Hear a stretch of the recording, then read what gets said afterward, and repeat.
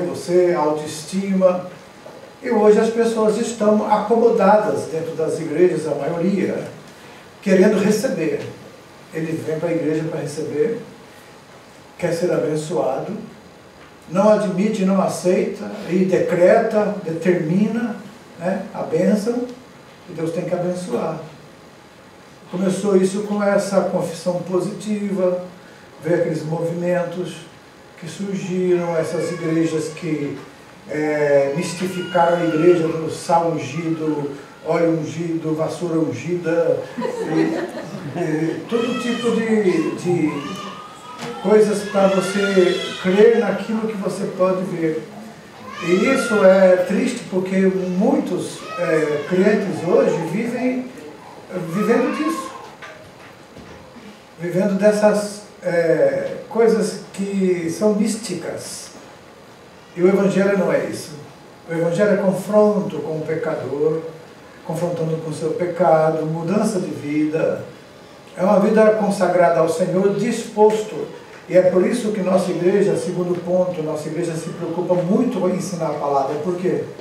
Porque a palavra de Deus, ela dá essa estrutura na nossa vida. Para, se por acaso vier uma perseguição, você tem aquela convicção interior, coisa que muitos crentes não têm.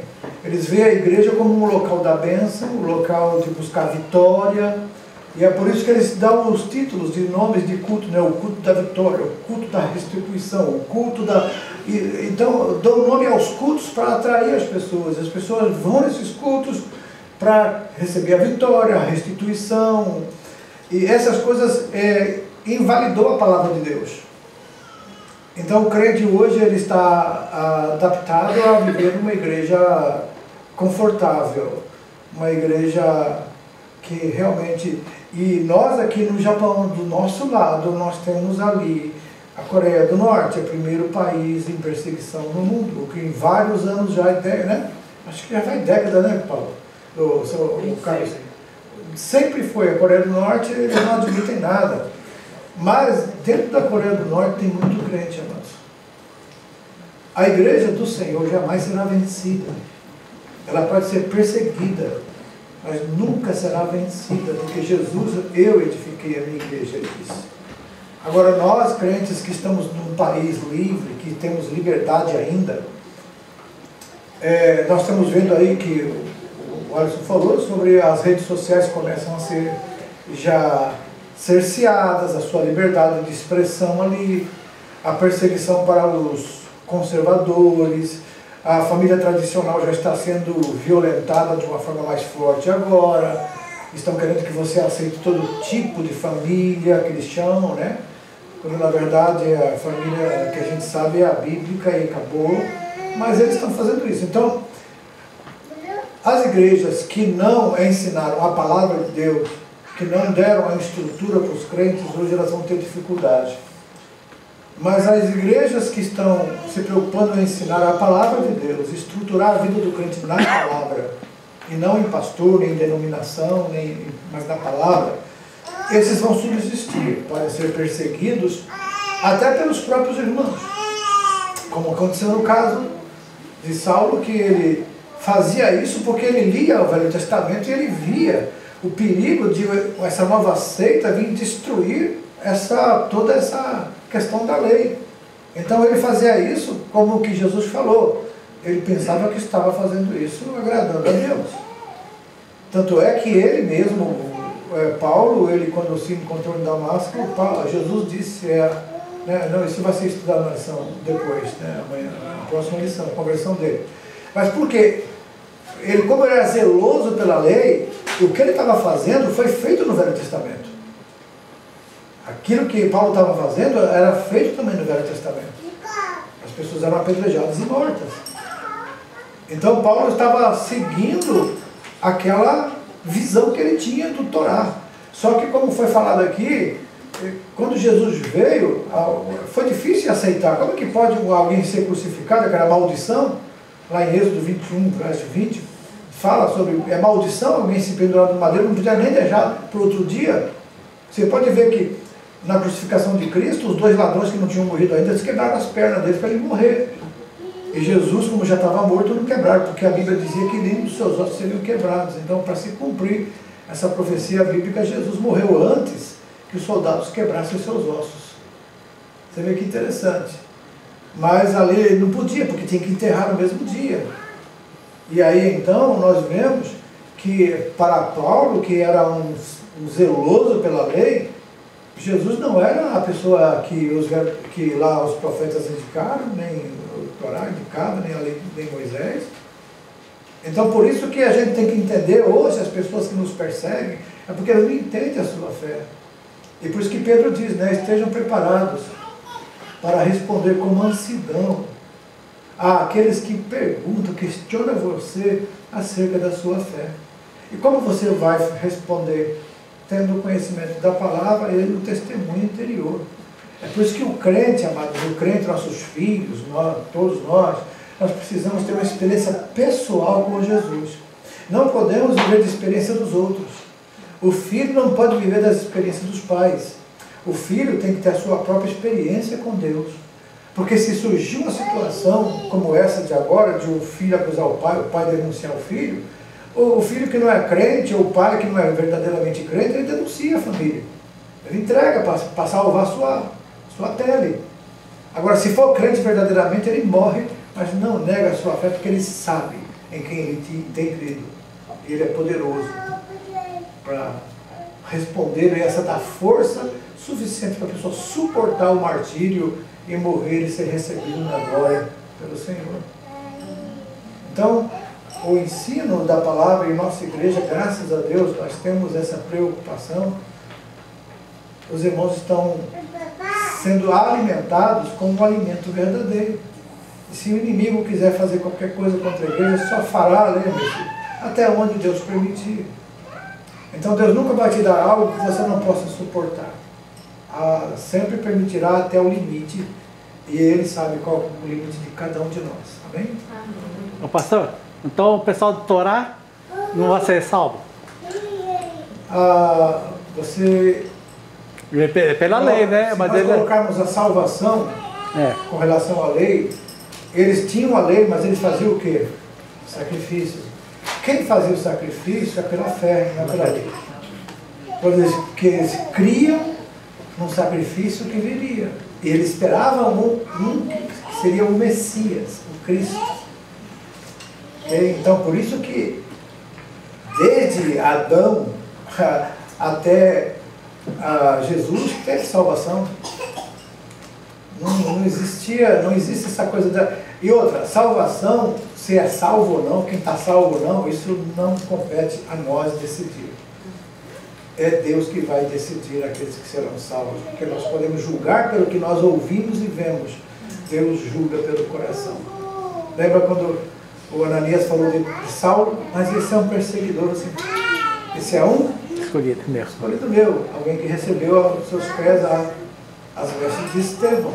E que arrastava os crentes da rua, prendia, e quando matavam um crente, ele assinava embaixo, está certo. Você matou, está certo, você está fazendo certo. Por quê? Ele pensava que estava agradando a Deus. Mas Deus conhece o coração. Então, nunca julgue as pessoas pelo momento. Deixe que Deus trabalhe em cada um de acordo com a vontade dele. Aquela pessoa, muitas vezes, que você sabe, na sua família, na sua casa, que mais tem raiva é talvez aquela pessoa que vai estar mais fácil de chegar ao conhecimento da fé. Amém? Amém. Então tá bom, Deus abençoe os irmãos, que esse conhecimento, essa coisa fique no nosso coração. Jesus me prepara, eu quero estar disposto a pagar até o preço se for preciso, mas nunca negar a minha fé. Porque negar a fé significa negar a Cristo. E negar a Cristo significa perder a salvação. E a pessoa nega para viver um tempo mais na terra, mas a eternidade é o que importa, amém? Então, foi lido aqui 2 Coríntios 5,17, né? Mas em 2 Coríntios 5,15 diz lá, ele morreu por todos, para os que agora vivem, não vivam mais para si, mas vivam para aquele por quem por eles morreu e ressuscitou. Então nós temos que tentar viver nossa vida, agora pedir com a ajuda do Espírito Santo, viver para Cristo e não viver para nós. Isso é difícil, não é verdade? Fala a verdade. Nós temos planos, temos sonhos, podemos tê-los sim, mas lembre-se, Jesus tem que estar tudo aí. Jesus tem que estar incluído nas nossas decisões, incluído na nossa vontade. E foi lido aqui, eu me lembro aqui o quê? Aquele que diz o quê? O homem faz os seus, mas quem decide? É Deus. Então que essa palavra fique guardada no nosso coração. Que nós possamos continuar nossa vida normal, mas Deus faça parte dos nossos planos. Ele aprove ou não e nós vamos aceitar. Estar dispostos a pagar o preço da nossa fé. Não é o que você vai morrer para ser salvo. Você vai morrer porque é salvo, porque tem fé, se caso precisar. Mas se não, enquanto não vem isso, a gente vive essa vida aqui. E os irmãos percebem, na Coreia, na China, quem é crente, é crente. Lá não tem esses crentes convencidos. Ou é convertido ou não é. Entendeu? Então, agora você, cada um de nós tem que perguntar, e eu? Sou convertido ou sou convencido? Então, a cada um de nós cabe esse questionamento interior. Tem alguma pergunta ou podemos encerrar? Eu já perguntei tudo. Você está torado hoje. Torado. Mas quer perguntar?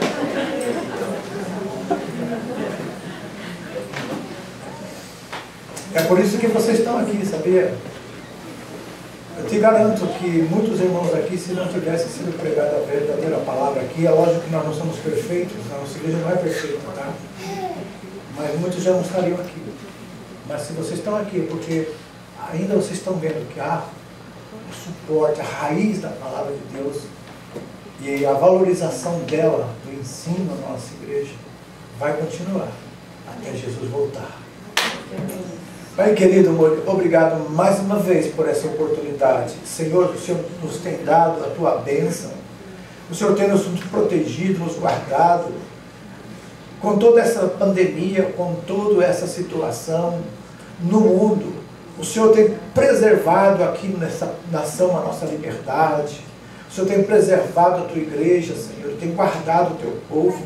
Nós te pedimos pelas nações, pelos povos, pelos nossos irmãos que estão na Coreia do Norte, que estão nesses países de perseguição. Que o Senhor possa ampará-los, dar a eles um lenitivo, dar a eles, Senhor, um alívio de todo esse sofrimento e angústia, Senhor, de famílias separadas, de trabalhos forçados, de prisões injustas, de tudo isso que eles suportam, mas não negam a fé. Obrigado, Deus, pela nossa liberdade aqui nesta nação. E que nós possamos aproveitar esse tempo que se chama hoje, essa liberdade que nos é dada para espalhar o Evangelho, para semear a boa semente, em onde estivermos na fábrica, onde estivermos na escola, em qualquer lugar, nós venhamos a ter a consciência que nós somos semeadores, e que devemos semear a Tua Palavra.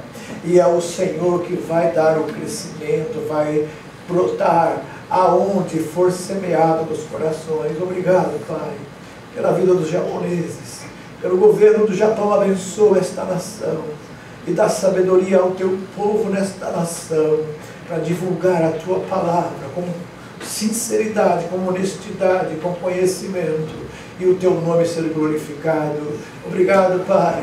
Nós vimos hoje quanto foi pago o preço para estarmos aqui, quantos nossos irmãos mártires pagaram com a vida para que hoje tivéssemos essa liberdade. Obrigado pela vida deles, Pai querido. Obrigado, Senhor, pelo teu amor para conosco, pela tua misericórdia.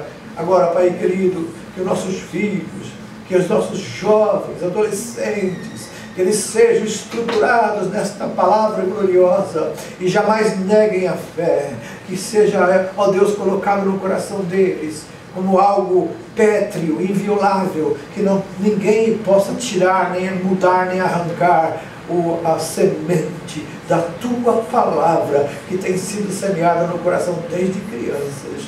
No nome de Jesus oramos. Amém. Deus abençoe.